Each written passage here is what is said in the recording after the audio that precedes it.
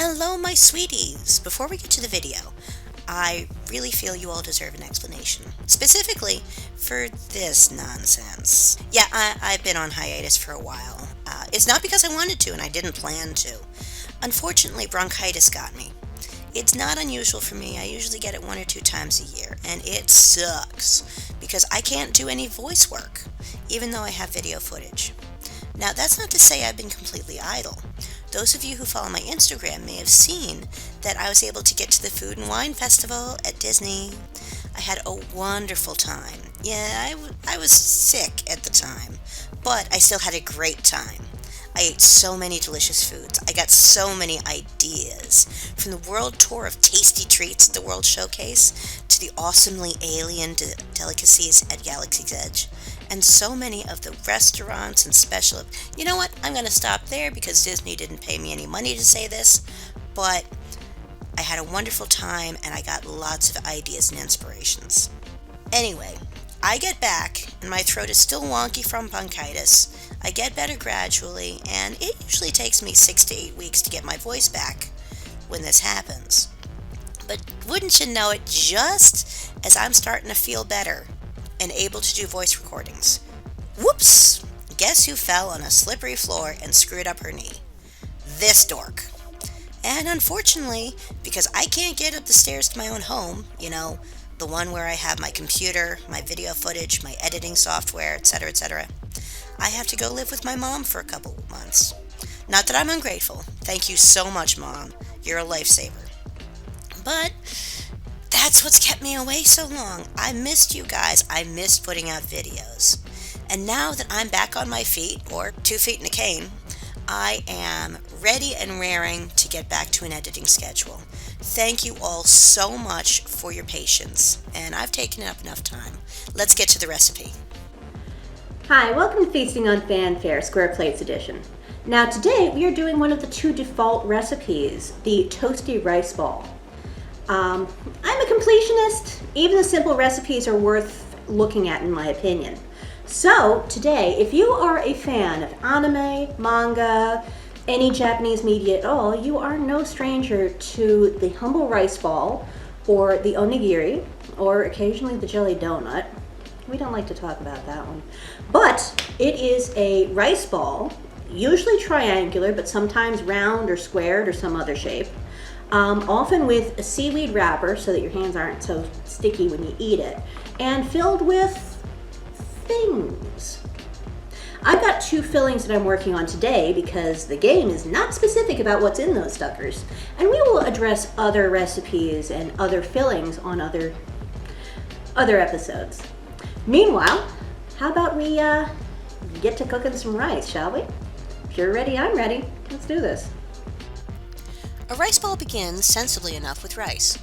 I'm using sushi rice here, but I've heard of them being made with all other kinds of rice. White rice, brown rice. Give it a shot and see what comes out. We're starting off today by measuring out our rice into a colander and rinsing out the rice under cold water. You want to see that milky white water coming out turn clear. It will take a little extra time, but I find it's well worth it. I cook the rice in a covered pot according to the package. Now, if you don't have a package with directions, or with directions you can read, you usually can't go too wrong with about 1.5 cups of water to a cup of uncooked rice. But if your manufacturers do have advice on how they feel their product works best, I say we trust them. Bring that up to a boil, cover, and drop the heat to a low simmer for about 20 minutes. And then you'll have beautiful, fluffy rice. Now, while that's preparing, it's a great time to get your fillings ready. Some fillings, like umeboshi, won't need any prep at all, but some, like tuna mayo, will. Tuna mayo is very popular, it's very simple, and actually really tasty. Just mix your drained canned tuna fish, or whatever fish you're using, with some mayo and a bit of salt, and keep adding until you get the texture you want. Now that our ingredients are all ready, we can move on to final assembly. Now, word of warning, this can get kind of messy. Rice loves to stick to everything, so take some precautions. I have some nori strips here that I've prepared, as well as a small bowl of sushi vinegar, because rice will stick to your hands like nobody's business. Water works fine too, but I like the flavor. I admit I like to use these cute little molds. It's perfectly fine and very good to make them with your hands, but I like the consistency of the final product when I use these. So I'll show you how to use mine. We start off by putting a little rice into the bottom and squishing it down to make a base. If you're just using rice, no fillings, just a pure rice ball, you don't have to worry about that. But if you're having a filled one, you'll then want to add rice to the sides to make a sort of a well that will hold all that goodness. For the first one, I'm going to be using an umeboshi, a sour pickled plum that's pretty common. It's visually striking, and it has a very intense flavor. It may be an acquired taste, but it's very popular, and I do recommend giving it a shot. You might like it. In this case, these still have their pits, so we're just going to remove that real quick and settle it in. Once that's settled in, I'm capping off the rice ball with more rice and give it a squish. Now you see why I like these molds so much. You squish it right out, no muss, no fuss. You don't have to worry about whether or not it's going to unmold properly. Wrap with a little nori for easier handling and for flavor, and you're done. Classic onigiri. Let's make another with the same process in the tuna. While we're doing that, bear in mind you can add or delete as you like. If you don't like seaweed, no problem. You can use furikake on the outside, or you can use just sesame seeds, or heck, you can even go without it. Not enough nori? No problem. Wrap the whole dang thing. I've also, on occasion, tried searing the outside, which is not the most common, but it is actually really tasty and texturally interesting way of preparing. Just heat up a pan, sear both sides of your onigiri, and you're good to go. I even thought about doing that for this video, but the game footage doesn't look like that. So we're going with the picture. Even though I do think that the seared onigiri would be a better proper toasty rice ball. Still, I recommend you try it sometime, and let me know how you like it. Now that we have 2 rice balls, let's see how they taste. Now that we finished making them, let's try eating them.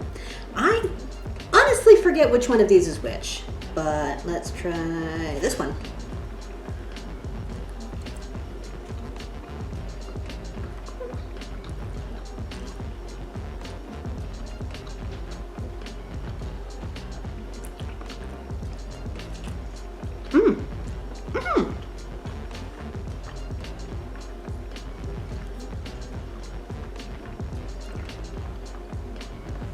This one has the pickled plum in it, and it's very good. I think next time I'll put maybe 2 plums in there, because the first bite had nothing but rice. It was good rice, but it's just rice. The pickled plum has a nice tart, complex flavor that lingers with you. I tried one of these beforehand. They're not good just on their own, but it was a bit much for me. But with the rice kind of diluting the flavor, very nice. I see why it's so popular. So this one has got to be the tuna then. One moment.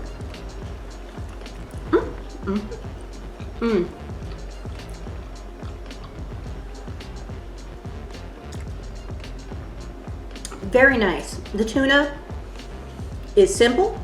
The mayonnaise does bring it together, so it's not just dry in the mouth.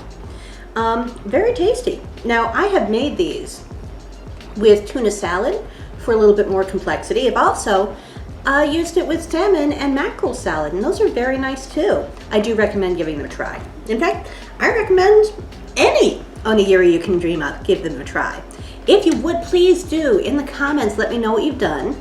Let me know what your favorite onigiri are. Maybe if it's something different, I'll give it a shot and we'll have another little episode out of that. And thank you so much for joining me. If there's any way you can see to improve the channel, please fire away some comments. I want to hear from you. If you've got anything else, reach out. I'm easy. So I look forward to seeing you next time. Go ahead, try this. I think you'll like it. And get out there and play with your food. Bye! Once again, I want to thank you all for bearing with me, and I hope that you're all doing okay during these uncertain and unknown times. This is not the world we expected to be in, not by a long shot, but we've all just got to do our best. I hope you're all doing okay and being good to yourselves and each other. Stay strong, sweeties.